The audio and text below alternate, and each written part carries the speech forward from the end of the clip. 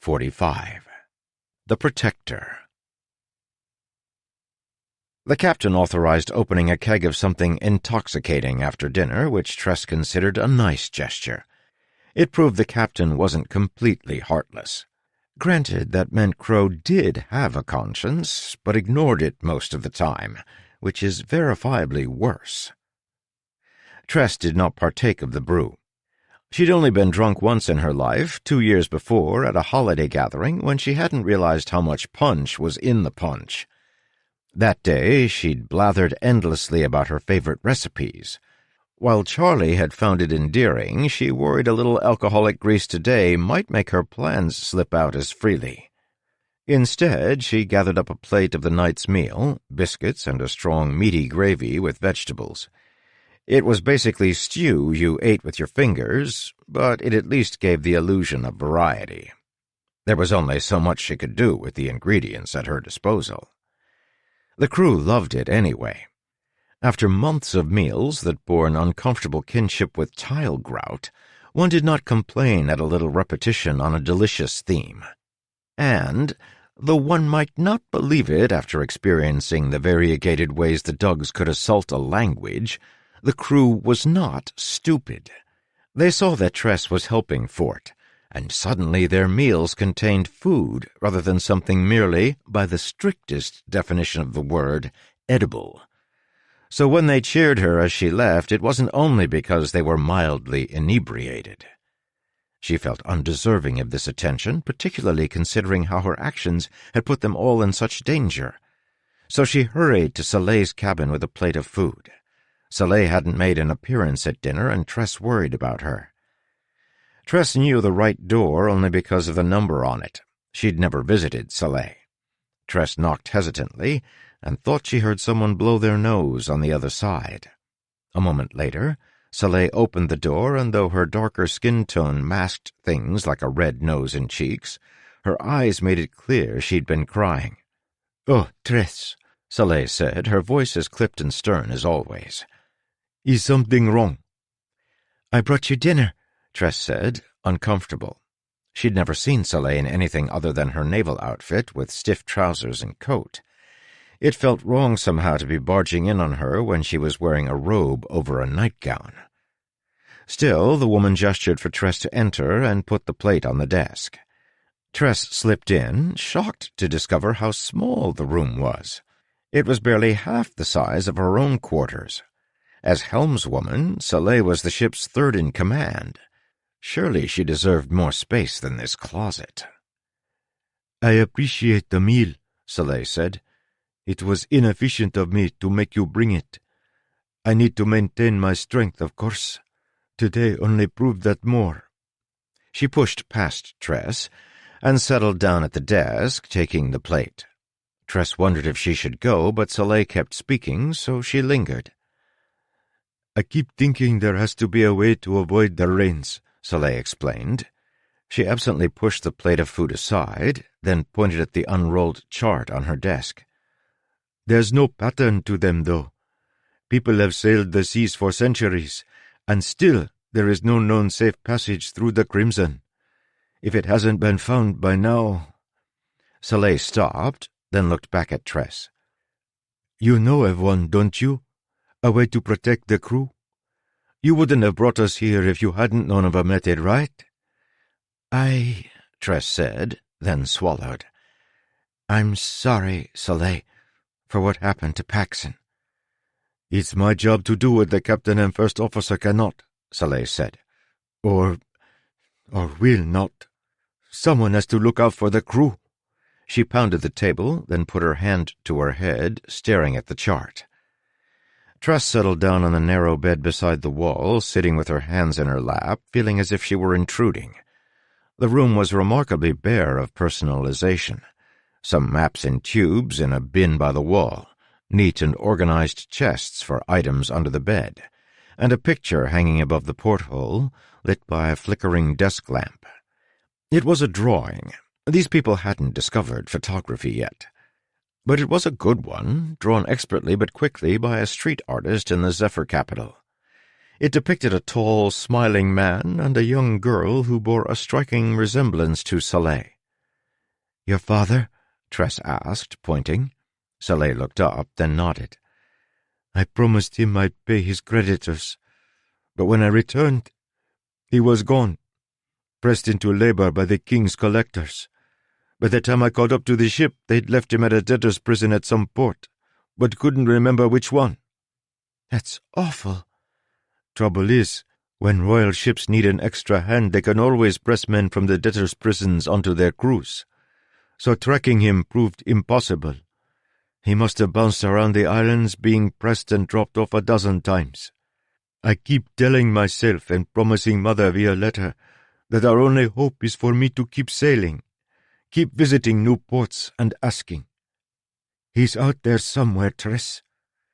Either that or he died in one of the conflicts forced onto the crew of a warship. If that's the case, I guess I'm too late. I've already failed him, like I failed Paxson." "Saleh," Tress said, "you mustn't give up hope." "Why not?" Saleh asked, turning toward her. "Is it true? Do you have a way to get us out of this? Do you have a secret from the king that will let us survive the Crimson? Please, please tell me you have a plan." What could she say? Did she try again to protest she wasn't what Saleh thought? Now, when she'd just told the woman to keep hope? Hope in a lie, hope in me is not true hope, Tress thought. Unless she could do something. Unless there was a way to help. Tress remembered with stark clarity watching the rains approach, knowing there was nothing she could do to stop them, knowing her life was now subject to random chance. She'd almost begun feeling like she was in control, like she could shape her own destiny. Then the rain had come, a hammer sent by the moons to deliver humility to her via a firm blow to the forehead. Saleh turned away. "It's not fair of me to ask you to protect them, is it? I don't know your mission here, your true mission. It's possible your duty was simply to get us out of the kingdom. We have become dead runners, dangerous to all we encountered. I can't blame you for steering us toward our deaths to protect the innocent. I let it happen.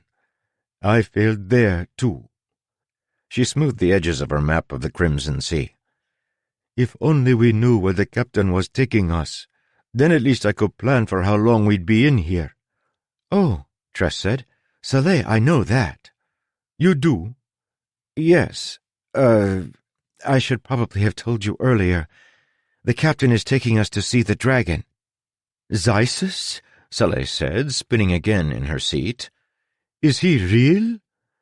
"Ulam says he is, and the captain has books that claim the legends are real." "Well, Ulam would probably know," Saleh said, rubbing her chin. "But why visit the dragon? Oh, she's looking for a way out of her affliction, isn't she? I had assumed Crow was so stubborn, she'd bullied the spores in her blood to submit.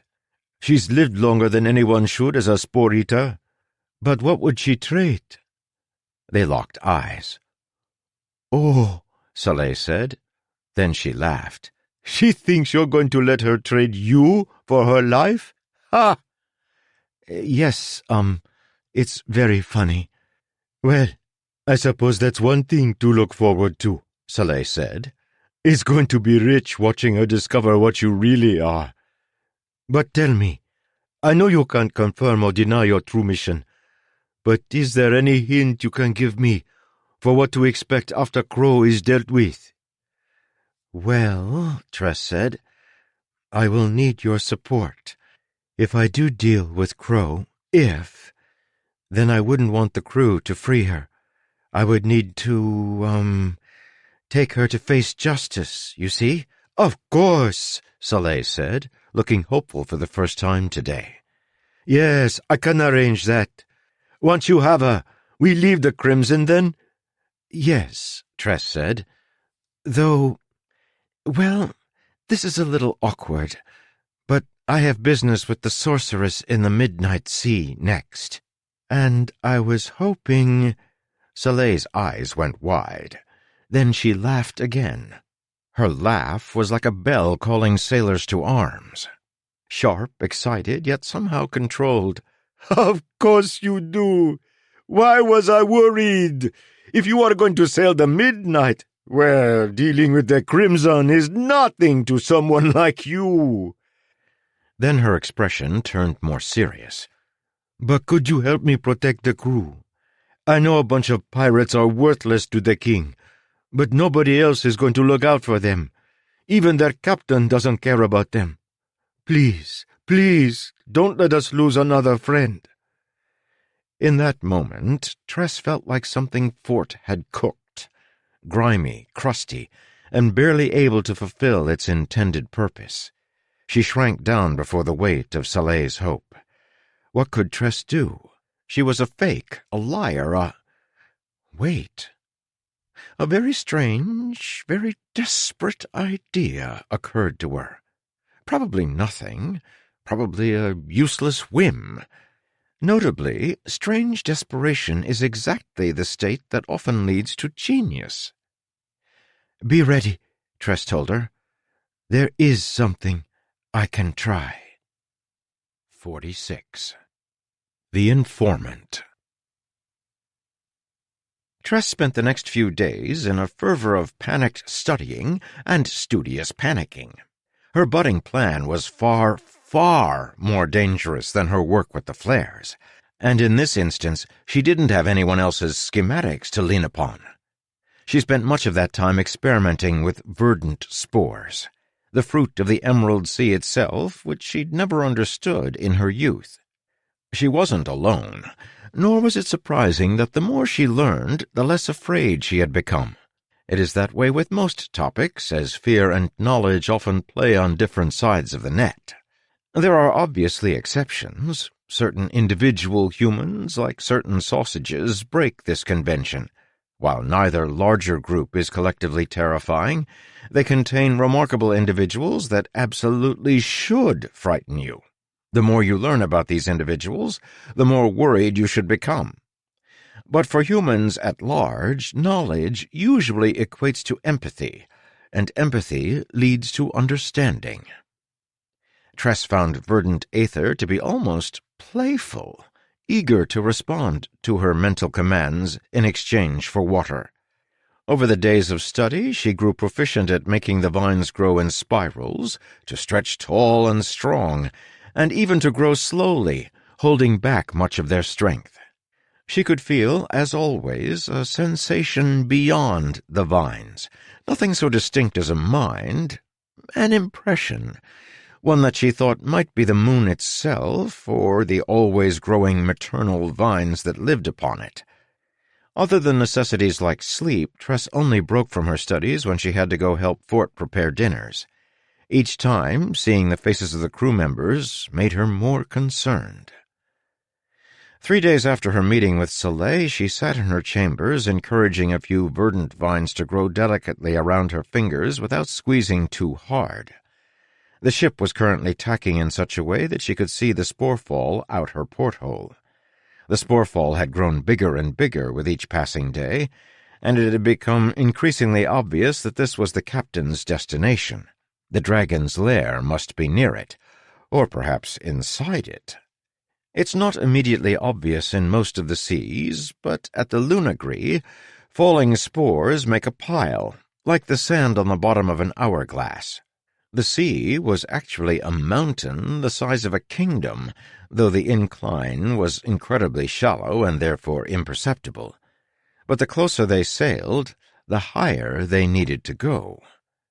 Currently, items on Tress's desk were in danger of sliding off, and everything felt askew compared to the horizon, as if we were seeing through the lens of a student who had just discovered experimental film.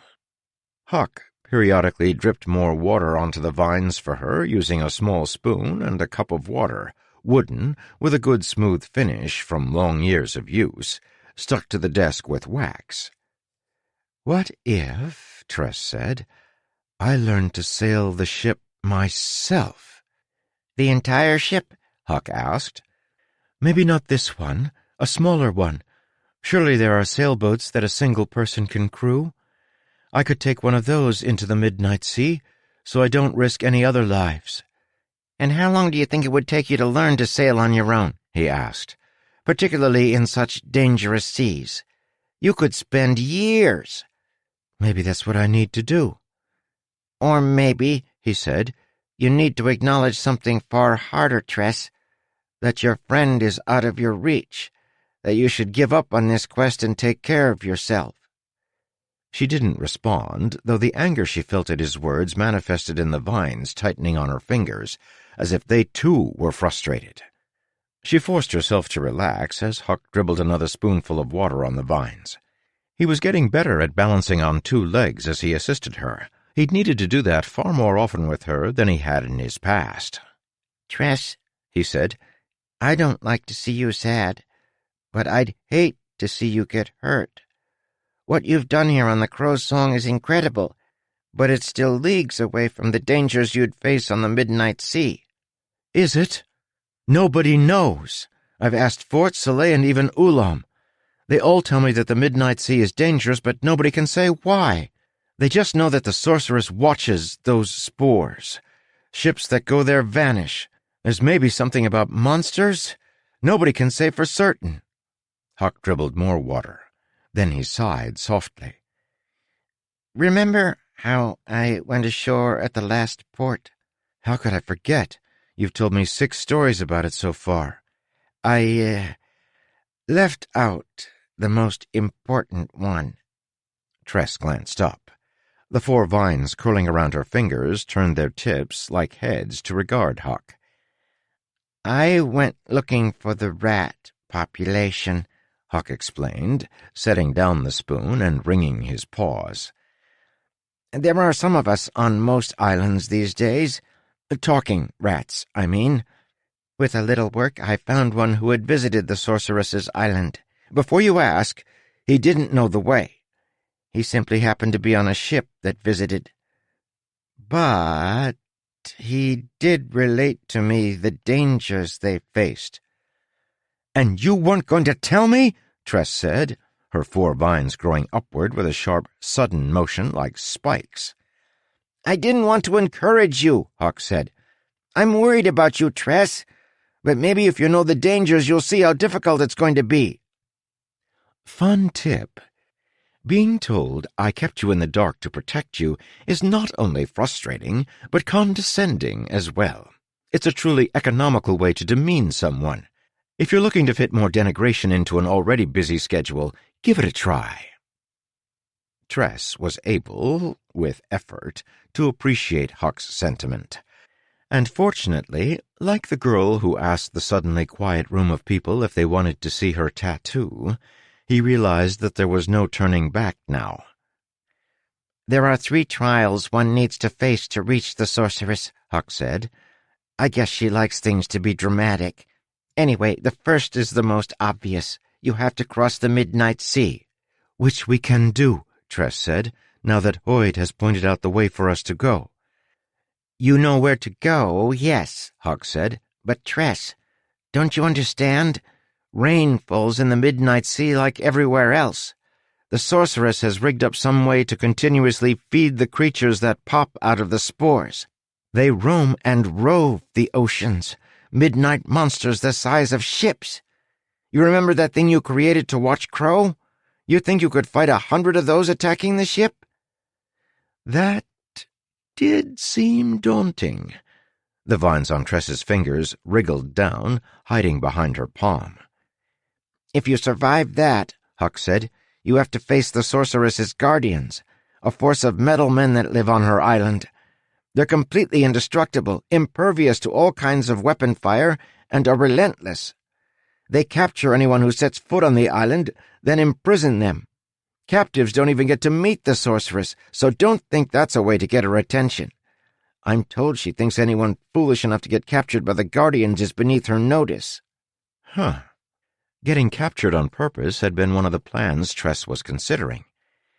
And if you somehow escape them, Huck said, you'll never reach the sorceress. She lives in a tower made of an indestructible metal. It is so slick it cannot be scaled, and nothing will stick to it. She stands atop it in the evenings to commune with the moons, but there are only 2 ways in.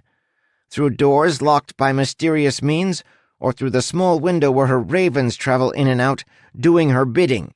Tress, if you attempt to go to that island, you'll get eaten by midnight essence monsters. If by some miracle you survive and make it to the island, you'll get locked away forever by the Guardians. And even if you escape them, you'll end up sitting in front of the tower and screaming to be heard until you lose your voice. There's no way to accomplish what you want." "Hoyt did it," she said. "He saw her, and so did Charlie." "Charlie," Huck said, "was specifically kidnapped because she hoped to be able to ransom him to the king. Who knows what happened with Hoyt? It could have been the same thing." She sat back, and to some extent Huck's information did as he hoped. It revealed exactly how difficult her task was. Well, she couldn't focus on it at the moment. She had other problems to deal with. She wouldn't be around to get cursed by the sorceress if she ended up imprisoned by a dragon first, and she'd never have a chance to be imprisoned by a dragon if she was killed by rainfall on the Crimson. So Tress returned to her practice with the vines. 47. The Poet. The flare burst at Ulam's feet. A writhing, twisting mass of vines subsumed the surgeon, wrapping him all the way up to his neck. He tried to free himself, but the best he could achieve was a cross between a convulsion and a dry heave. "What do you think?" Tress said, hurrying through the hold to stand next to him. "Will it work to capture Crow?" Ulam struggled to shrug. "From my understanding of her ailment and her powers, this should be sufficient. Her vines intercept physical danger, but they don't care if she's immobilized. Their needs and hers do not entirely align, So long as she keeps living to provide them with water, they don't care what happens to her." "Do you think it's overkill?" Tress asked. "If what you say is true, we could jump her in the night while she's sleeping." "Her vines would surely react to that," Ulam said. "The spores inside her have no way of judging your intent. They would assume the worst and fight you off. The brilliance of this mechanism you've devised is that you don't have to fire it directly at the captain. The vines will judge your shot off target and therefore might not respond. Once she's wrapped tight, be certain not to make any threatening moves, and the spores should be satisfied."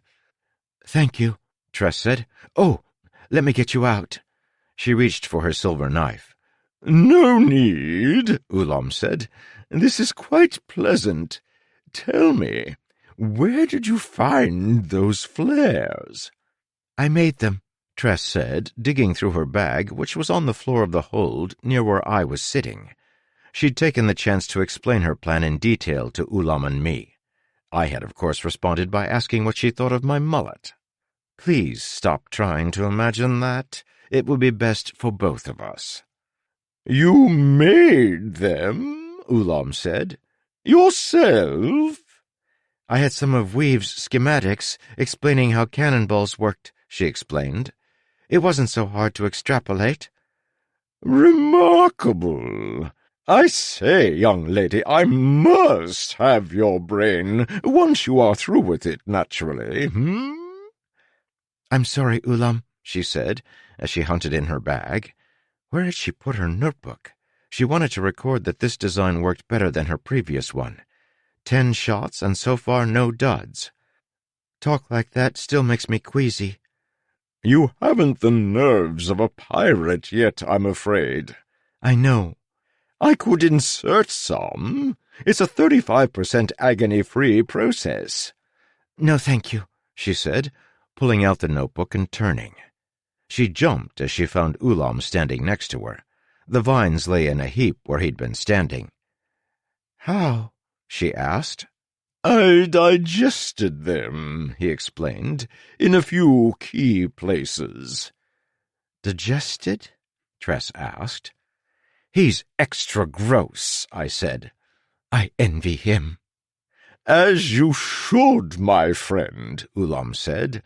"By definition, I can do anything a human can, plus more. I see you are taking notes on your experiments, Tress. Interesting. You know, I could certainly— My brain is not for sale, Tress said. I was going to ask about your hands this time. Such excellent penmanship, my. He smiled, showing a literally inhuman number of teeth. He says he does it because he figures an extra big smile should be extra comforting to humans. I can never tell if he's joking or not. Hands, she said, not for sale, nor my knees or my ears. No body parts for sale, Ulam, ever. Well, that's quite definitive, he said. You've grown rather forceful, I remember when you first arrived and you seemed embarrassed to turn me down. I'm not any different now. I'm simply more desperate. More desperate than those first few days on the ship? He asked. Tress hesitated, thinking back to those first awful days. Well, yes, she'd been desperate then, too. She'd assumed herself to be as desperate as was possible. Perhaps it was like lifting weights. Her capacity for desperation was increasing with time, and there just wasn't room for other emotions, like embarrassment. Regardless, Ulam said, we shall move on. No more offers for now. Your plan with the captain— you're certain the others will join you in this mutiny? Pretty sure, Tress said. I may have led Saleh and the other officers to think I am a king's mask. Oh, my, Ulam said. How did you manage that? Accidentally, Tress said with a grimace. Somehow I seem to be best at lying when I tell the truth. Wise words, I said. But tell me, have you heard my latest poem? Excuse me, Ulam said. I'm disconnecting my ears for the next 2 minutes. What? Tress said. Unfortunately, she was limited by her anatomy. She couldn't disconnect her ears unless she wanted it to be permanent. There once was a farmer with a tulip bulb, I said, who had nowhere to plant it. He found a place to sit. He then threw a fit and accidentally mashed it into pulp. The end. Oh, gods! Oh, shards within! What had I become? That's nice, Tress said, and for a girl who claimed she was bad at lying, she pulled that one off swimmingly. Ulam returned to sensibility a short time later. Ah, he said, you're not bleeding from your ears, Tress? Remarkable. Is that all you'll be needing from me today? I suppose, Tress said, but are you sure you won't help in our mutiny? Alas, Ulam said, I can offer only medical attention should you require it. More interference would not be proper. If we don't get out of the Crimson soon, Tress said, the ship could end up sinking. That would kill you, too. Assumptions, Ulam said, walking to the steps. Hoyd is immortal, and I am nearly so. While I don't relish the idea of walking across the bottom of the Spore Sea to reach safety, particularly with him tagging along in his current state, that is not outside my abilities. I stood up to go after him, as a part of me, that piece that was slightly self-aware, kept trying to ambush him with bad poems. I stopped next to Tress, however, who now sat with her flare gun in her lap, staring at the floor. Outside, the soft hiss of spores rubbing along the hull was a steady companion, a reminder that we were moving inevitably toward the dragon's lair. Captain Crow estimated it was only 2 days away. I'm worried, Tress said softly, looking up at me. I'm terrified. I put my hand on her shoulder and managed to keep myself from vomiting forth another poem. She must have seen something in my eyes, the fragment of lucidity I still possessed. I'm terrified, she repeated. Not only for everyone else, though I do feel that. I'm scared for myself and what Crow is going to do to me. I can't beat her. Deep down, I know it." I raised my other hand, lifting a single finger. "You have," I whispered, "everything you need, Tress." "The flare gun? But what if I fail?" "You have everything you need." I squeezed her on the arm, then started up after Ulam. Then I slowed. Something was wrong, wasn't it? Other than the fact that I wasn't currently launching into an epic ode to the beauty of calluses? Oh, the hissing on the hull had stopped. The seethe had paused, and the ship was slowing. Well, nothing to worry about there. That happened all the time and wasn't dangerous, unless rain was near. You can probably guess what happened next. 48. The Nightmare. I have nightmares. My unique state of being doesn't prevent that, though I don't need sleep nearly as much as ordinary humans do. My worst recurring nightmare, the one that grabs me by the throat and shakes me until I wake, raw and steaming in my own sweat, is not that I'm being chased by a monster. It's not that I'm lost, or that I'm unloved.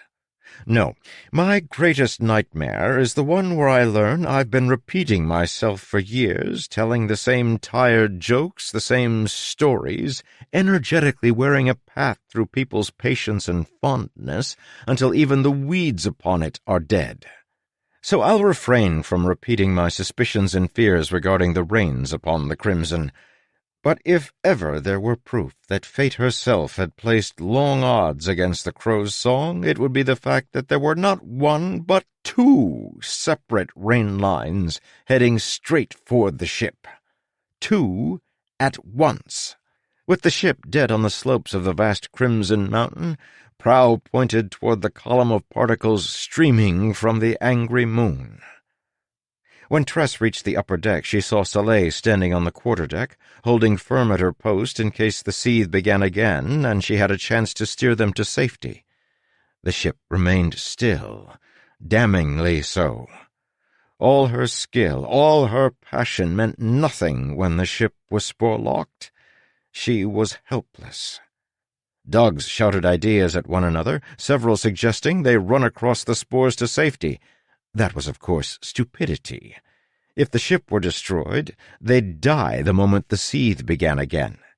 There were 2 lifeboats, yes, but what would that offer? Slow death by dehydration. They were upon the crimson. Few sailed here. With very, very good reason. Soleil looked past the dogs and met Tress's eyes. "It's time," she mouthed. "Please." Tress grabbed one of the dogs, a lanky woman with her hair in a long tail. "Go to Soleil," Tress shouted at her. "Tell her I need 2 very long ropes and the barrel of water from the cannon station. Go! Go!" Tress went running for her room, shoving past Laggard on the steps. He bellowed after her, but she wasn't of a mind to listen. She had minutes, maybe, until the rain arrived and their story ended, unless Tress could add another chapter through sheer force of will. Heroism is a remarkable thing, oft misunderstood. We all think we understand it because we want to see its seed inside ourselves. That is part of the secret, really. If you gather together stories of heroes, those who have risked their lives for others, those who have stood against overwhelming odds, those who have barreled heedlessly into danger with the aplomb of a champion diver leaping from the highest platform, you find patterns. 2 of them, in fact. The first is that heroes can be trained, not by a government or a military, but by the people themselves. Heroes are the ones who have thought about what they're going to do and who have trained to do it. Heroism is often the seemingly spontaneous result of a lifetime of preparation. But if you ask these heroes why they risked their lives, don't do it on a stand in front of a crowd while you give them their medal. Because the truth is, they likely didn't do it for their country, or even for their ideals. Consistently, across cultures, eras, and ideologies, war heroes report the same simple motivation. They did it for their friends. In the frenzied anarchy of destruction, loyalty to causes and kingdoms alike tends to fall to the chaos. But the bond between people? Well, that's stronger than steel. If you want to create heroes, don't give them something to fight for.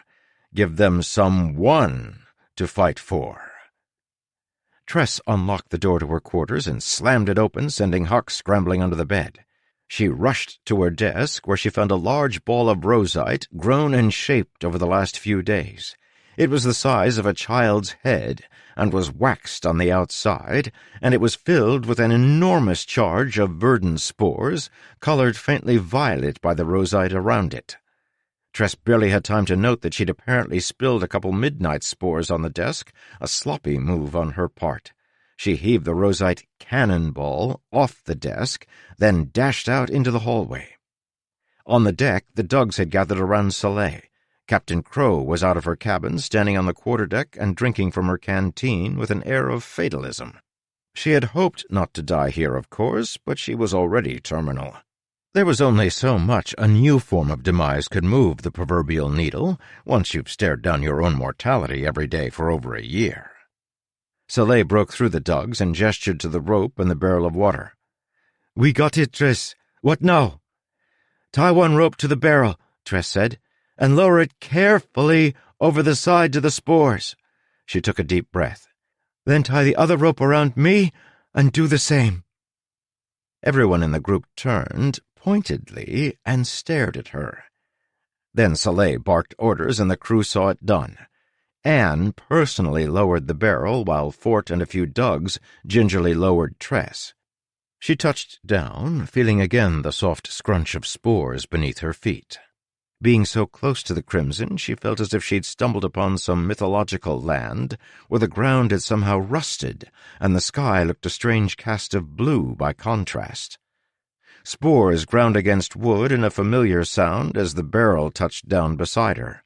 Anne waved from above, and dozens of eyes followed Tress as she untied the barrel and rolled it up next to the hull of the ship. Then she pried off the top, her hands trembling, and stared at the dark water. What she was about to do went against everything she'd ever been told. "The rain is almost here, Tress," Soleil shouted from above. "Oh, moons, it's coming!" Tress could hear the crunching and clattering of the crimson spores as they grew in a frenzy, like thousands of raised spears. Trembling, she reached into the pocket of her red coat and removed a spike tipped with silver. With her other hand, she held the rosite cannonball. "Grab hold," she thought. "Just grab. Don't destroy the barrel. Out, then grab." With the spike, she drilled a hole into the top of the sphere, revealing the green spores within. Then she dropped it into the barrel. Vines exploded forth, thick as arms, spiraling around one another. A small charge of verdant could create enough vines to entangle a person, and she'd packed this with many, many times that. Tentacles surged out of the barrel and slammed against the ship. Drinking eagerly of the water, the vines continued to grow, thicker, stronger. The twisting, fulminating mass shoved the crow's song, tipping it and causing the crew to shout. Tress initially backed away, but no, she'd made this. She couldn't run from it. She was part of it. She pressed both hands against the still-growing vines, feeling the taut verdant, like sinew, undulate beneath her fingers. Up, she thought. Please, please, up. The ship rocked further. Then it began to rise into the air. The mass of verdant vines reoriented and lifted, like a many-fingered hand. Without the seethe, the ocean surface was a sturdy enough footing so long as the vines, having fully burst from the barrel, spread out. The rising motion caught Tress, who was still tied around the chest by the rope. She spared a moment to hope that Fort wouldn't let go of her, but kept most of her attention on the growing vines. for she could hear the rain getting closer, announcing itself with the sound of water pelting something hard. The snarls of crimson spines they created, then bathed. I've talked to many a sailor, and this, across dozens of worlds, was their nightmare. The sound of the rain, the howl of the wind, and the embrace of the abyss. On Tress's world, it's not the water below that is the danger, but the water above. However, the nightmare is the same, born of the sure knowledge that the very thing you sail, the very thing that carries you and gives your life meaning, will someday try to kill you. Twin streams of rain intersected at the crow's song, washing the deck clean of dead spores, soaking the sailors, from the lowest cabin boy to the captain in her plumed hat. Nightmare manifest. A ship caught alone in a storm, rain making a thunder on the wood. In every story, warning, and song, this meant death. Except that day, on that ship. Crow waited for the awful moment, waited for the spikes to shred her ship from all sides, impaling her crew, snapping boards. It never happened. She only felt the rain hitting like 1,000 tiny punches. The water was colder than she'd imagined. Dogs crowded the side of the ship, and Crow pushed her way through, cursing for them to make room. What was going on? She'd seen Tress go over the side and had assumed she was running, though to where she had no idea. The ship had rocked, yes, but... She didn't understand until she looked down and found a colossal tree had grown under the ship. That was the only word to properly define it. A tree made of interweaving vines. A spreading finger fan of vine roots braced it, and vine branches had latched onto the crow's song. The tree had lifted the ship some 40 feet into the air, right above the thicket of spikes that had grown beneath. The spikes had pierced the trunk, but verdant vines were elastic, and besides, they had still been growing. If anything, the network of spikes helped stabilize the vines. Hanging over the side of the ship, dangling from the rope that Fort held firm, was a shivering, soaking wet girl, her face hidden behind a mess of damp hair. It was then that, belatedly, the dogs started cheering.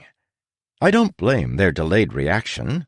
They'd gone from certainly dead to very much alive, and that kind of existential whiplash requires a few heartbeats thumping in your ears to tell you, yes, this was real, to recover from. "Help us pull her up, you louts," Soleil said, grabbing the rope with Fort.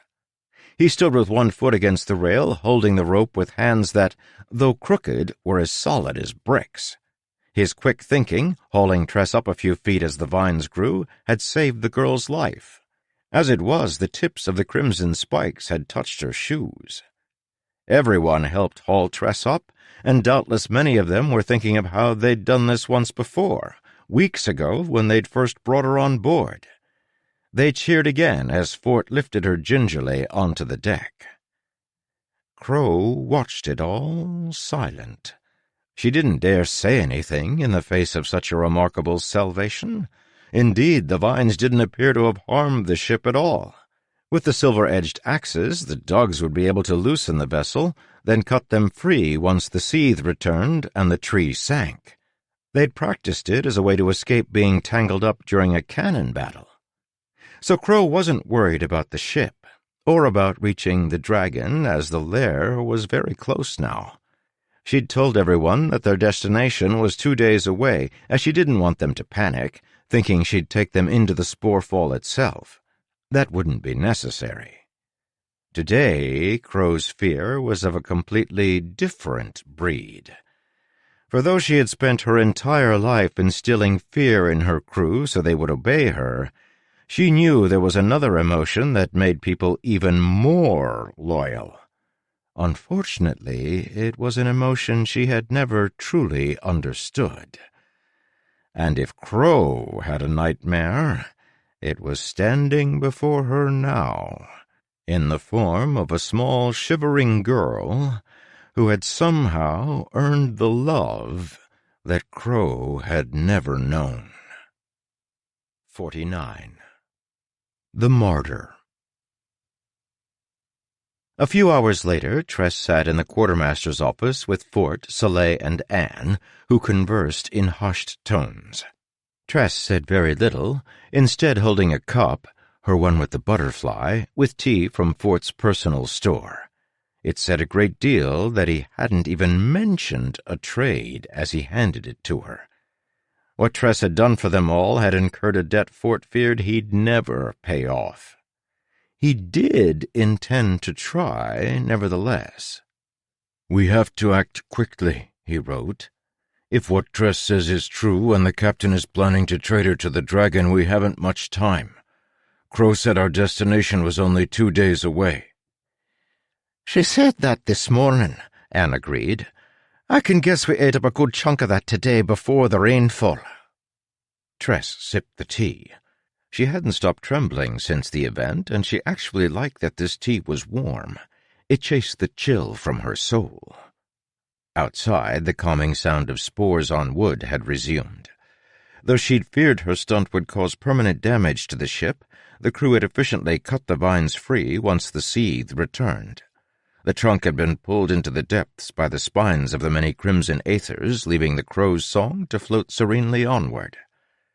Was it odd that Tress felt guilty about using the aether tree, then abandoning it? Would the aethers be sad down there? What happened to the ones that sank, anyway? Perhaps instead of ruminating on such things, she should have been more worried about her looming date with a dragon. She just felt so bare, like a broom worn by good work down to its last few bristles. Following the tension of the day, she found it difficult to summon more fear. "Then we need to strike," Soleil said from beside the door. "Tomorrow morning. Are we agreed?" "Agreed," Anne said. "Yes," Fort said, holding up his board. "With a king's mask on our side, we cannot fail." They looked to Tress. She wished she could wither away before their expectations. They could use her flaking soul to brew some more tea. "Maybe we shouldn't," Tress said softly. "What?" Anne said. "Girl, she's going to trade you." "I'm not losing another crew member," Soleil said. Fort studied her, thoughtful. "The crew is alive by a miracle," Tress said. "I'm worried about what will happen to you if we try to fight Crow. She's dangerous, I feel it." "So you'd let her trade you?" Fort said. "Willingly?" "It's not death to serve a dragon," Tress said. "I don't think so, at least. And maybe I can find a way to escape. Or buy my freedom." She knew she wasn't making much sense. She'd spent frantic days trying to devise a weapon against the captain. Tress did want to escape, and really, shouldn't she feel excited? Optimistic? Her plan to save the crow's song had worked after all. But lies have a way of diluting a person. The longer you live them, the more you become a bucket of mixed paint, steadily veering toward generic brown. That has never stopped me, mind you, but I'm not the person Tress was. "We can't lose to Crow," Soleil said. "As long as we have you, Tress. You're a—" "I'm not, Soleil," Tress said, exhausted. "I'm not a king's mask. I didn't even know what one was until you mentioned them to me." She shook her head. "Please believe me." They didn't, of course. A boring truth will always have difficulty competing with an exciting lie. "Look, Tress," Anne said, "you think our problems will go away once the captain has talked to the dragon? We'll still be under her thumb." "You'd be able to fight her," Tress said. "She won't have the spores to protect her. If you let her trade me, you have a much better chance of succeeding." Fort rested his hand on hers, then tipped his sign toward her. "But we'd have to live with it, Tress. Crow forced us into this life. We didn't know she intended to kill. But if we don't stand up to her now, we don't get to use that excuse anymore. We know what she is now."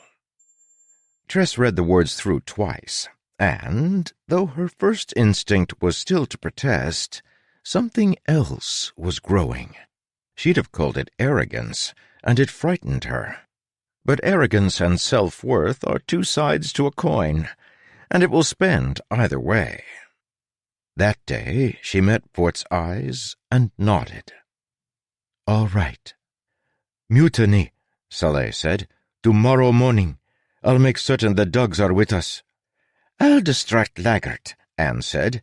"If I'm firing the cannon, he'll come scold me again." "I have a key to the captain's quarters," Fort said. "She doesn't know. We will go in while she's asleep and take her captive. Then we sail for the verdant sea and turn her in to the king's officials in exchange for our lives." Tress took a deep breath. "Capturing her won't be that easy, Fort. The spores inside her will react to someone trying to restrain her. Fortunately, I've devised a weapon that might work. What was that? Tress shivered. She felt something, a familiar itch, distinct as the scent of her mother's bread. Without thinking, she reached to the side, into the shadows underneath the overhang of Fort's counter. Some of the darkness there resisted her fingers. It felt like a filled water skin. Midnight essence. Tress felt another mind controlling it, but it was distant and she was near. Working by instinct, she seized control. Immediately her tongue felt dry. She coughed and, panicking, somehow severed the connection completely. The midnight essence puffed away, becoming dark smoke. That other mind, that had been Crow. Crow had been listening to them with midnight essence. Oh, moons, Tress rasped. Crow knows. 50. The Murderer. The ship's bell rang a series of unceasing sharp notes. "All hands on deck," Anne said. How could she know, Tress?" "Spores," Tress said. "It's hard to explain." The bell continued to ring, and each peal seemed a threat. Die, die, die. "What do we do?" Anne asked. "She'll execute us, same as she did with Weave." "We fight," Saleh said. "We were going to do it tomorrow. We'll have to start early. Tress, you said you had a weapon we can use?" Though she wanted nothing more than to sleep, Tress nodded. They were committed now. She stood and threw open the door, intending to run down the hallway to her room to get the flare gun. However, as soon as she opened the door, she found a pistol leveled at her forehead. "Well now," Laggert said, "Captain wants to see you foremost of all. How convenient to find you all together." Tress's trembling returned, then redoubled, trying to make up for lost time. She stared down the barrel of that gun and found her mouth had gone dry again for a different reason. She forced out some words anyway. "You can't hurt me," she said. "Captain needs me." "True, I'm afraid," Laggert said. Then he turned the gun and shot Saleh in the thigh. Anne screamed, and Fort lunged forward to try to grab Laggert, but he stopped short when he saw a second pistol pointed right at him. "Captain didn't say anything about bringing the other three of you up alive," Laggert said. "So now, Fort, can you read what I'm saying, or does the gun speak loudly enough for you?" The large man froze, but Anne ignored the gun, kneeling and using her handkerchief to bind Saleh's wound. Tress felt helpless. Anne finished the binding, but then looked up, uncertain. They needed Ulam. It was bleeding so much. "Up on deck," Laggert said to them, backing away and gesturing toward the steps. A few gawking dogs hurried past, feet thumping on the wood. "She's bleeding," Tress said. "Not as much as she would be with another hole in her," Laggert said. "Up!" Fort gently pushed Anne to the side, then lifted Saleh, who put her arms around his neck. She nodded to Tress, grimacing at the pain. Anne glared at Laggert, her hands bloody. He just smiled and wagged the pistol's tip. Reluctantly, Tress led the way, and the five of them emerged on deck. The crimson moon hung ominous in the night sky, pouring spores down in a vast haze, like the misty sheet of rain you might get beneath clouds on another planet. Here, the bright moonlight made them shimmer like tiny drops of glistening blood. Crow stood framed beneath the moon, her shadow breaking the red light. Dogs gathered on either side of the deck, leaving an open space in the center for the captain, and the 4 mutineers. Fort settled Soleil down, and she held a firm hand on her bound wound. The other 3 huddled around her. Laggert came up behind them, then climbed up onto the quarterdeck where he had a good view of and line of sight on all of them. "So," Crow said, "you lot want to take my ship away from me, do you? Mutiny against your own?" None of the 4 responded. "Honestly," Crow said, "I didn't think you had it in you, considering how I had to force you lot into this life." She waved, and a Dug hurried forward, setting a small table onto the deck between them. "I'm impressed," Crow said, slipping a pistol out of her belt and setting it on the table. A second followed, then a third. "Consider me a proud parent, but it makes me wonder, how many on this ship truly respect their captain?" Fort was watching his board. He tapped a few words on the back. "No one respects you, Crow. They do what you say because they fear the spores in your blood." "Now, I thought you were the smart one, Fort," Crow said. "It's not the spores they fear, it's me. Isn't that right, crew?" She scanned the Dugs, most of whom backed away beneath her glare. "I do have to hand it to you, Tress, "Hand?" Dr. Ulam said, perking up at the back of the crowd. "I have—" "Shut up, Ulam," Crow growled, not turning toward him. She kept Tress's eyes. "I knew I'd eventually have to deal with Soleil, maybe Fort, but you gave me all of them in a neat package, with proof of their treachery." She gestured toward the table. "Well, let's get on with it. An old-fashioned duel. 3 pistols. The 4 of you, well, 3, as I see Soleil is grappling with the result of her arrogance, against me." "Hardly fair," Anne said. "Your spores will stop any bullets we fire at you." "Don't fire them at me, then," Crow said, gesturing toward the quarterdeck. "Kill Laggert before I deal with the 3 of you, and I'll step down as captain." "Captain?" Laggert said, stepping to the edge of the rail. "Put your pistol away, Laggert," Crow shouted, "and stand there like a good target." "But—" He trailed off as he realized that, yes, she was that callous. He slowly put away his pistol. "Well," Crow said, "this wasn't a negotiation. I'm not making an offer. It's an ultimatum." Fort moved first, leaping for the guns. Crow kicked the leg out from the table, scattering the weapons to the deck, then surged forward and slammed her elbow into Fort's face. Tress had never heard anything quite like the crunch that made, the sharp crack of breaking cinnamon sticks mixed with the dull thud of tenderizing a gull's breast.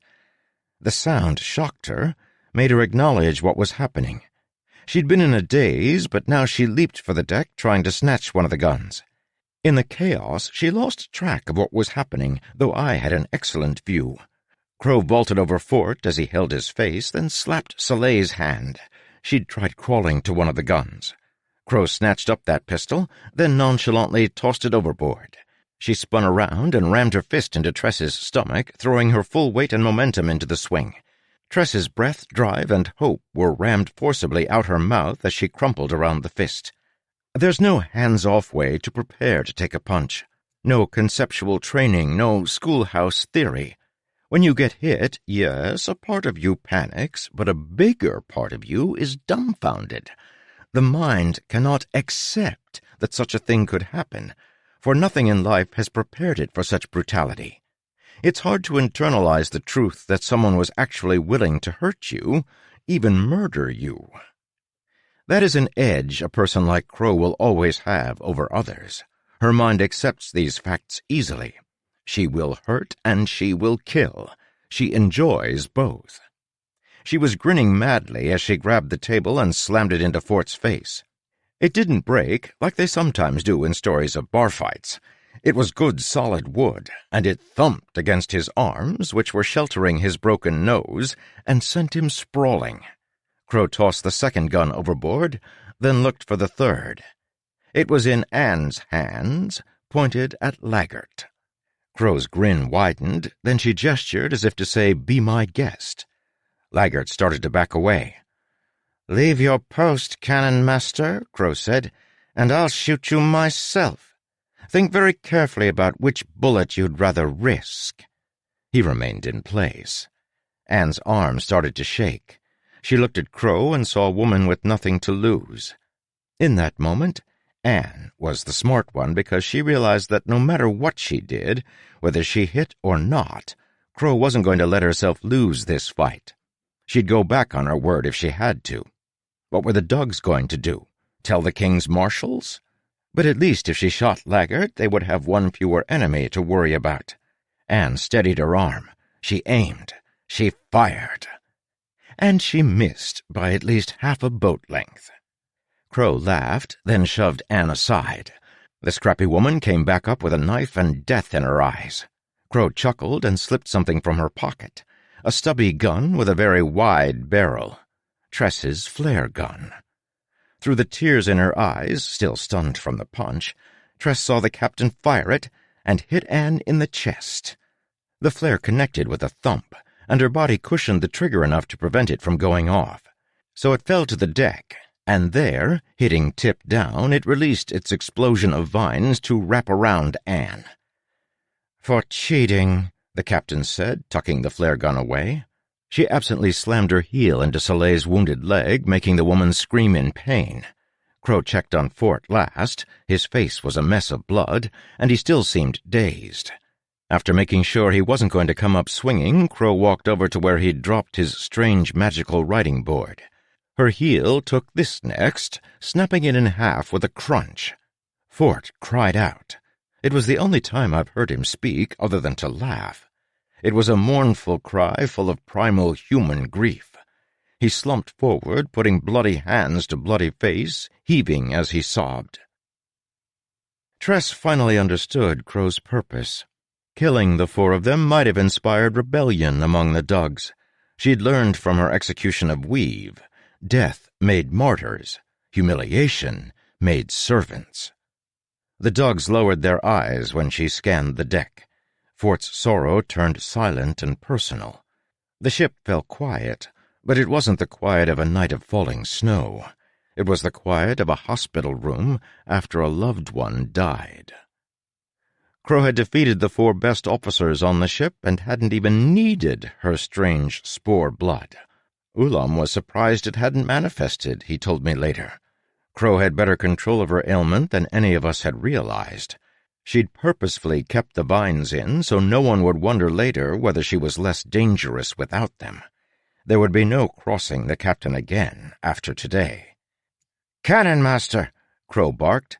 "Lower anchor." "Captain?" Laggert said. "But you said we needed to keep sailing to reach the lair." "We've arrived. But "A quick piece of advice, Laggert," Crow said. "If you suspect mutiny, always tell people the trip will end a few days after it actually will. Human nature compels cowards to wait until the last possible moment before they try anything." The anchor went down with a rattle of its chain. Crow wasn't bluffing. We'd gotten close enough, though there wasn't a precise location one needed to reach to get the dragon's attention. You simply needed to be within the region he watched. Crow proved this by tossing a letter overboard, held in the traditional glass case, as her books instructed. Then she hauled Tress to her feet, restraining the girl by means of a death grip on her shoulder. "You," Crow said, "are going to go with me quietly and willingly, or I'll have Laggert start executing your friends. This is another ultimatum." Tress nodded because she still hadn't gotten her breath back. Her first real fight, and she'd lasted exactly one punch. Her eyes were still watering, her stomach aching. She felt useless, at least until she saw Soleil looking at her. Then Tress felt worthless instead. Soleil was holding her thigh where blood was seeping through the makeshift bandage. Through her pain, she was looking to Tress pleadingly. Tress turned away. At that moment, Soleil finally understood. She finally believed. "You were never one, were you?" "No," Tress whispered. I tried to tell you. Soleil slumped to the deck, defeated. Beyond the ship, the spores began to undulate, then spin in a whirlpool as if draining from below. The Dugs and I rushed to the side, watching as a large tunnel appeared in the spores, the sides of it solid despite the seethe. It led down into darkness. Xysis had received the message. "Prepare the launch!" Crow shouted. Once the small rowboat was ready, hanging beside the deck, she forced Tress in. Crow climbed in next and nodded to Laggert, who held a pistol on Anne. "If we don't come back in an hour," Crow shouted, "kill one of them." Tress slumped down into her seat. Then she felt a hand on her shoulder. She looked to see me reaching across the railing to her. "You still have," I whispered, "everything you need." I backed away at a bark from the captain, and the Dugs lowered the boat like a makeshift elevator to get them down to sea level. Crow pushed Tress in front as they stepped out onto the strangely firm spores, then started down into the tunnel. 51. The Dragon. The spore seas aren't that deep, relatively speaking. Compared, for example, to the depth of the lilting abyss on Threnody, the spore seas are practically ponds. But when you have to hike to the bottom, all the while being cuffed and shoved by an impatient pirate with a terminal disease, a few hundred yards can feel far, far longer. Nonetheless, it did beat the traditional method of reaching the bottom of an ocean. Crow carried a lantern, and the way the light glistened off the crimson tunnel made it seem as if they were climbing down the dragon's own gullet. Tress wondered what would happen if the stiff walls were exposed to water. Would spikes grow out of them? Or did the dragon's strange power prevent the aether from expressing itself? It says more than I could ever explain about the changes in Tress that she briefly considered licking the wall just to see. Eventually, the tunnel leveled out, then opened into a vast chamber, also made completely out of solidified spores. Tress had been expecting to reach the bottom and find out what was down there. Was it stone, soil, or merely piles and piles of aether spines sunken from thousands of years of rain? She supposed she would have a lifetime down here to learn. That was when the true weight of it all hit her. She'd spend her life down here. She had failed Charlie. Equally bad and somehow more terrifying in the moment, she might never see the moons again. The prospect of never again seeing the sky, never again feeling the sunlight, never being bathed in the verdant moon's glow, it made her knees grow weak. Crow shoved her forward anyway, causing Tress to stumble into the vast crimson chamber, then fall to her knees. She choked back her emotions, as tears could be fatal if those spores could indeed express their aethers. But she couldn't help curling up, trembling.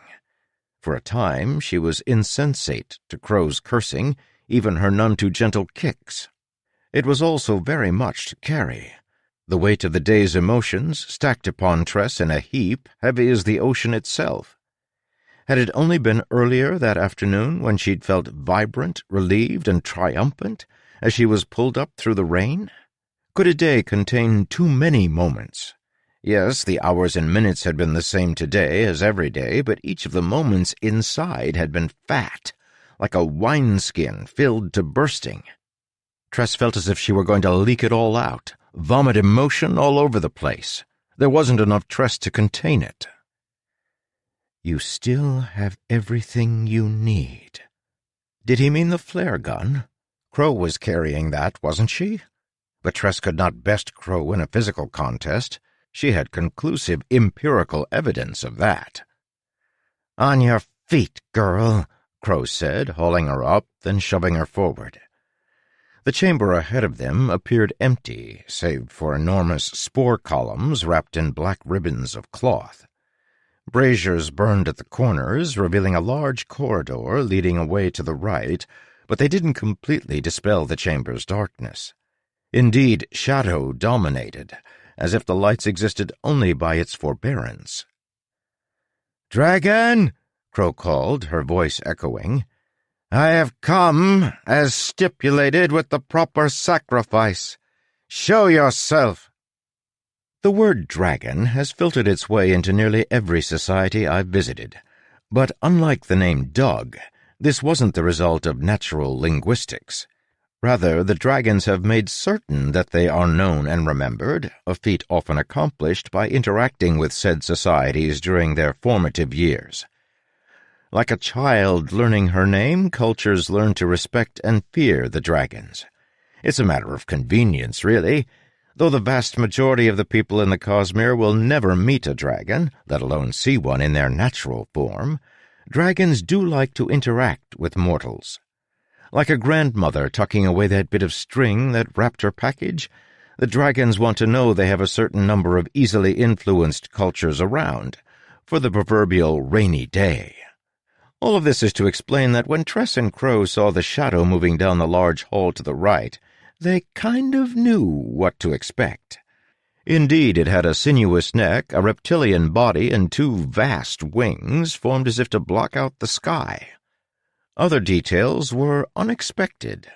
For instance, the mane of silvery hair that adorned the dragon's head continuing down under the neck and chin as a beard, or the metallic silver ridges that split the dragon's otherwise onyx hide, outlining his features. This silver ran down the sides of all 6 limbs, up the sides of the neck, and formed 2 burnished horns, accompanied by a line of spikes down the back, more subdued, the subjects to the regal majesty of those horns. There were other mortals in the dragon's house, though they were not allowed in the entry hall when supplicants arrived. Xysis did not want his servants to be tainted by things like reminders of the world outside. They had important work to do, after all, serving him and his research into the complex ecosystem at the bottom of the spore seas. It is commonly presumed that dragons collect hoards of wealth, and I've often wondered if that tale began because of the otherworldly metal left behind on their corpses. I've never known a dragon to be fond of riches. Ideas, though, those they do hoard. And in this area, they are misers fit for legend. The dragon did not make the ground shake, despite his enormous size. He was easily as tall as 4 humans standing on one another's shoulders. Indeed, he seemed to glide as he approached, flowing around columns, entering the shadows at the center of the room.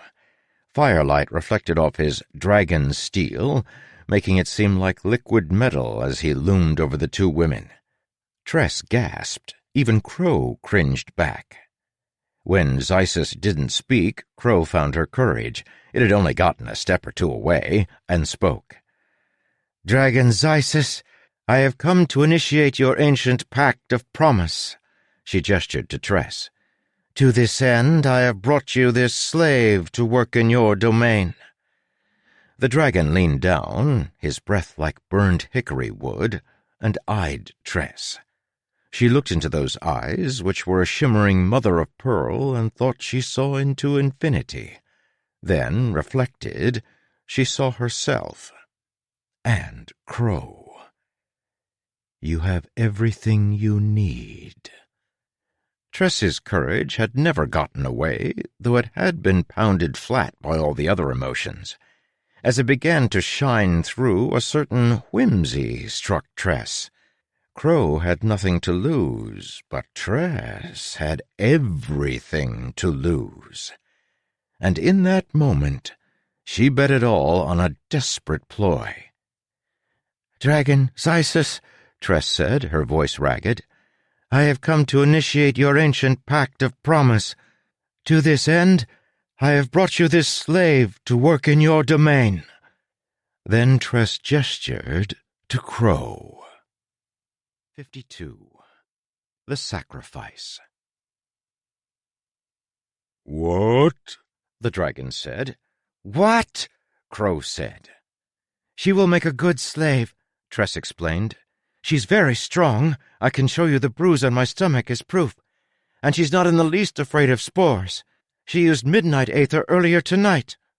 Crow grabbed Tress, reaching as if to forcibly shut her up. The dragon interrupted this by very deliberately moving his forearm forward, letting 5 silver claws, each as long as Crow's leg, click against the crimson ground. "I will not have you harming one another in my house," he said in a deep voice. "One of you shall be my servant, and I do not like damaged property." Crow looked at her reflection in the dragon's steel claws, then let go of Tress. "Great dragon," Crow said, "this girl is the servant brought to be your payment. I am the captain of the ship." "So you're saying you're the more valuable prize," Tress said, rubbing at her throat where Crow's nails had scored her. "I do prefer my servants to be of a certain quality," Xysis said. His voice was deep, not in a musical sense, more in the way that the ground might vibrate with a profound resonance during a quake. "But you would also prefer a young servant, wouldn't you?" Crow said, realizing that she would have to argue her case. "I am old and calcified, stubborn. She is young, easy to mold. Why, she hasn't even been off her home island for a month yet." The dragon settled down, folding his arms. To the horror of both women, he looked amused. "Go on," he said to Tress. "You have a response to that?" Tress said. "You seem like someone who enjoys a challenge. Which would be more interesting to train? A girl who knows nothing, or a vibrant sea captain full of skills you could unlock?" "I prefer not to make too much effort in training my servants, girl," the dragon said. "You argue against your interests." "Yes," Crow said, "and besides, she is more expert in spores.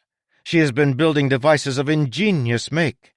She designed a kind of verdant bomb that raised our ship up high above the sea so rains didn't destroy us, and she made a gun that fires spores. This girl is some kind of spore prodigy. She will serve you well." "Is it true?" the dragon asked Tress. "Did you make those things?" "I did," Tress admitted. "I'm not very smart, though. I merely took some designs I found and tweaked them." "Humble, too," Crow noted. "Who wants an arrogant servant?" "Crow has experience leading people, sir," Tress said. "She would make an excellent overseer for your servants." "Ha!" Crow said. "Tell him honestly what my crew thinks of me. They hate me, don't they, Tress? Admit it." The dragon rested his head on his forearms, looking almost like a dog with its head on its paws, and grinned at the exchange. "Powerful Xysis," Crow said, "this girl is beloved of the people of my ship. She's earned their hearts after only a short time sailing with us. She is an excellent cook and is nauseatingly selfless. When she heard her friends were going to mutiny to prevent me from trading her, she offered to go willingly to save them from danger." "Is this so?" the dragon asked Tress. Tress said. "Great dragon, Crow needs you to take her as a servant. She's dying of the spores in her blood. Only by living with you could she be healed. It would be magnanimous and wise of you to take her." "Ha!" Crow said, pointing at Tress. "He knows I'll ask for healing in trade for you. I will live just fine after this." "True," the dragon said. "Child, you are losing ground quickly." He gestured to Crow. "I cannot see a reason why I'd want this piece of filth in my domain when I could have someone even-tempered, well-liked, and skilled." "You should have tried to be more awful, girl," Crow said. "I warned you that this life was not for you." Tress took a deep breath, looking up at the dragon. "I think I'd make a bad servant, great dragon, because I really, really don't want to be one." "And I do," Crow said. "I—" The dragon hushed her with a click of his claw. He narrowed iridescent eyes at Tress. "Tell me, why is it you do not wish to serve me? Contrary to what you might have been told, my servants are treated well. You shall know no disease while you are here. You shall have engaging work, regular meals, and books in your off-hours to read at your leisure." "But, dragon, sir," Tress said, "there was someone I must rescue. The man I love is held captive. I need to free him." "I don't care for the hearts of mortals," the dragon said, "except for how they taste. Do you have any other argument for why I shouldn't take you right now and put you to work in the kitchens?" Because the Tress she had been might have accepted her fate. The Tress she had been would have wanted to please him. That Tress was dead. She was now the Tress she had become. "Because I won't stay," Tress said, "no matter what you do. I will not give up what I want for you, dragon." "No one has ever escaped my domain." "Then I will be the first," Tress said, growing louder as she continued. "Because I can promise you this, great dragon. You will never be able to trust me alone. I will dedicate everything I have, every thought, every moment, every waking breath, to escaping you. I will not calm down. I will not grow complacent. I will not lose my resolve. I will find a way out, even if I have to collapse your entire cave. Even if I have to walk through the spores, even if it takes 50 years, I will never relent. And you, dragon, will eventually have to kill me to stop me, because I will get to the Midnight Sea, and I will find the sorceress, and I will save the man I love." Her voice echoed in the cavernous room. The dragon let it fade, watching her with ancient eyes.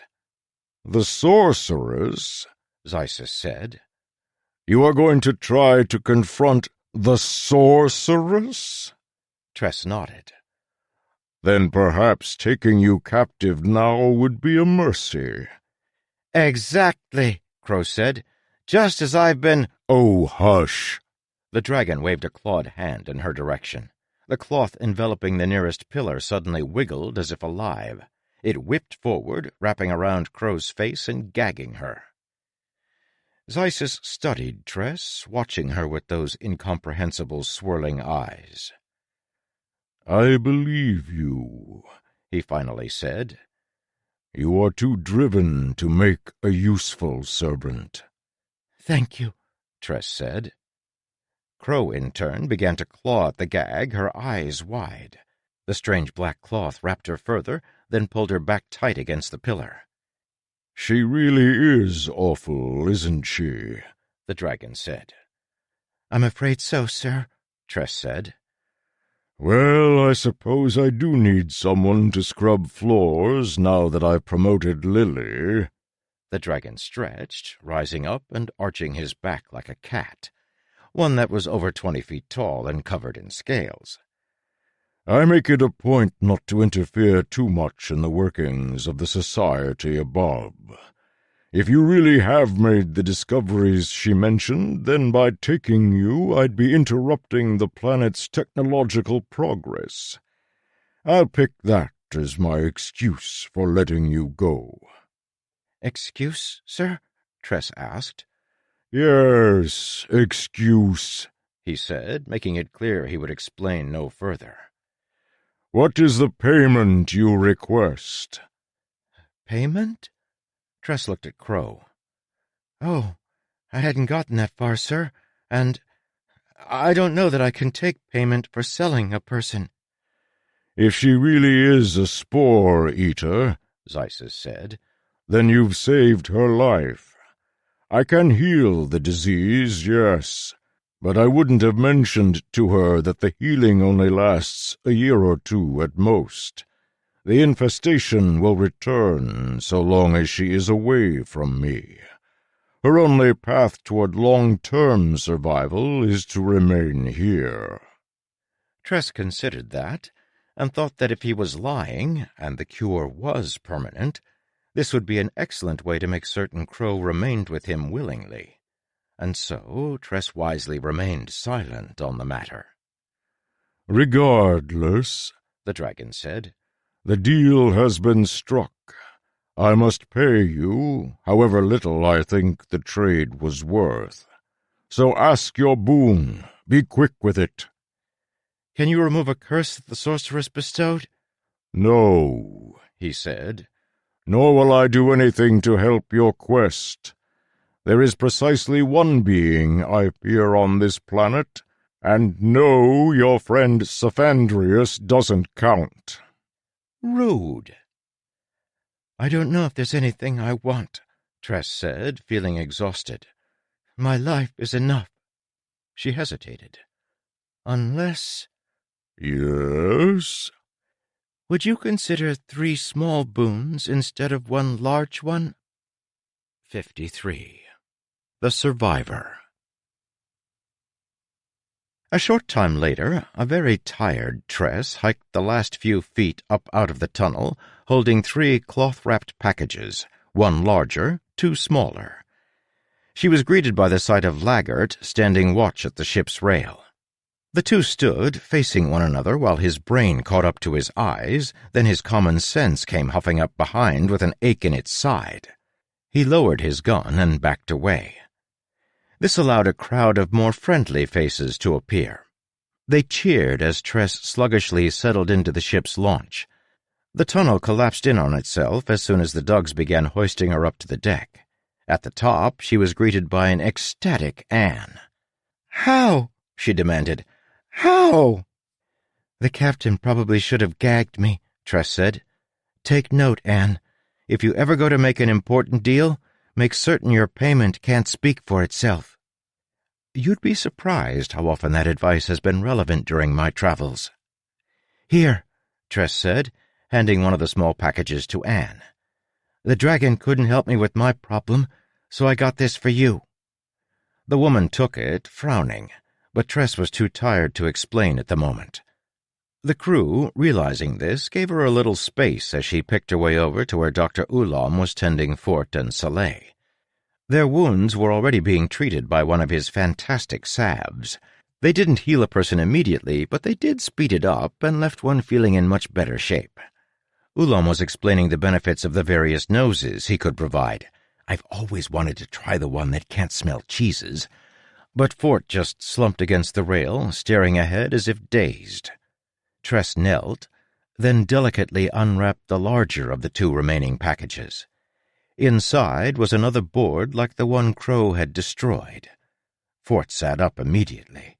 He looked from her to the board, then back at her. Then he hugged her. No words needed to be said. Anne walked up holding the pair of spectacles she'd unwrapped, one end dangling from her fingers as if she were holding a dead mouse by the tail. "The dragon," Tress explained, "says you have something called micropsia. He gave a technical explanation, but I didn't understand it. I don't know if that disease could have caused you to somehow hit someone standing behind you, but, well, those spectacles should help." Tress handed the final package, more an envelope, to Soleil, then stood and walked to the steps up to the quarterdeck. She settled on the steps and tried to process everything. The others left her alone for the time being, so Tress wasn't interrupted until Soleil came limping over using a crutch. "You should probably stay off that leg," Tress noted. Soleil shrugged, settling down with some effort next to Tress. She carried a folded piece of paper. "Villestrait City," Soleil said.